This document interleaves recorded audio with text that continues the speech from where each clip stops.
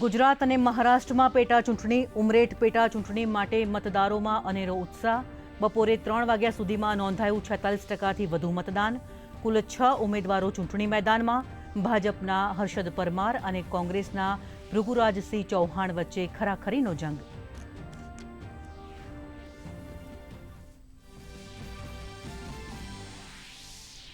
પશ્ચિમ બંગાળમાં પ્રથમ તબક્કાની 152 બેઠકો ઉપર હિંસા વચ્ચે બમ્પર વોટિંગ।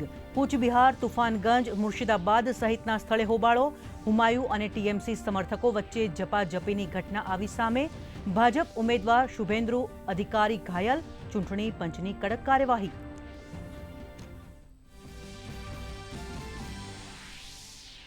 પશ્ચિમ બંગાળમાં બીજા તબક્કાના મતદાન માટે ઝંઝાવાતી પ્રચાર। ભાજપના વરિષ્ઠ નેતા અને પ્રધાનમંત્રી નરેન્દ્ર મોદીએ કૃષ્ણનગર ખાતેથી પરિવર્તનની લહેર આવવાનો કર્યો દાવો। કહ્યું, 4મી મેએ બંગાળમાં વહેંચાશે મીઠાઈ અને ઝાલમુડી। ટીએમસીએ પણ લગાવ્યું એડીચોટીનું જોર।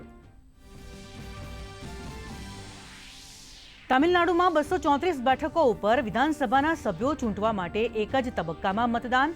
મુખ્યમંત્રી એમ.કે. સ્ટાલિન, એક્ટર વિજય, કમલા હસન, તૃષા કૃષ્ણન સહિતની હસ્તીઓએ મતાધિકારનો કર્યો ઉપયોગ। સત્તાધારી પક્ષ ડીએમકે, એઆઈએડીએમકે અને અભિનેતા વિજયની પાર્ટી ટીવીકે વચ્ચે મુકાબલો।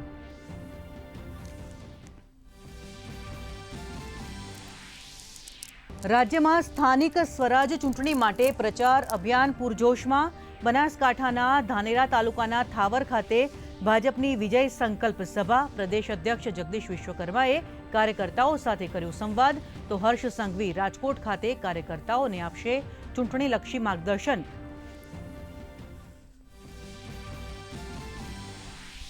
સ્થાનિક સ્વરાજ્યની ચૂંટણી માટે આપ અને કોંગ્રેસ દ્વારા પ્રચાર તેજ। આપના સાંસદ સંજયસિંહે રાજપીપળા ખાતેથી વિજય વિશ્વાસ સભામાં કાર્યકર્તાઓને લેવડાવ્યા જીતના શપથ, તો ચૂંટણીને પગલે વહીવટીતંત્ર સતર્ક। ધનશેરા ચેકપોસ્ટ ઉપર પોલીસ દ્વારા સઘન ચેકિંગ।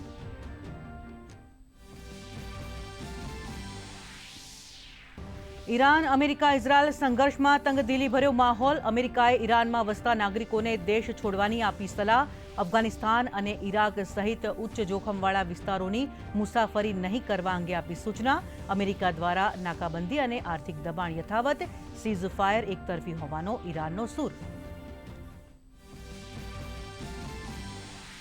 વૈશ્વિક નકારાત્મક સંકેતોને પગલે ભારતીય શેરબજારમાં જોવા મળ્યું દબાણ। સેન્સેક્સમાં 852 આંકનો કડાકો। નિફ્ટી 24,200ની સપાટીથી નજીક બંધ। ઓટો, પીએસયુ બેંક, રિયલ્ટી ઇન્ડેક્સમાં વેચવાલી। ફાર્મા સેક્ટરમાં લેવાલીનો માહોલ।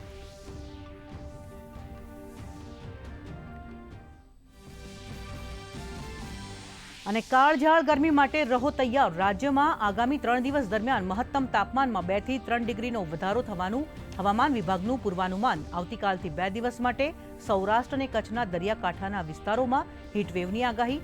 41 ડિગ્રી તાપમાન સાથે અમરેલી અને અમદાવાદ સૌથી ગરમ શહેર।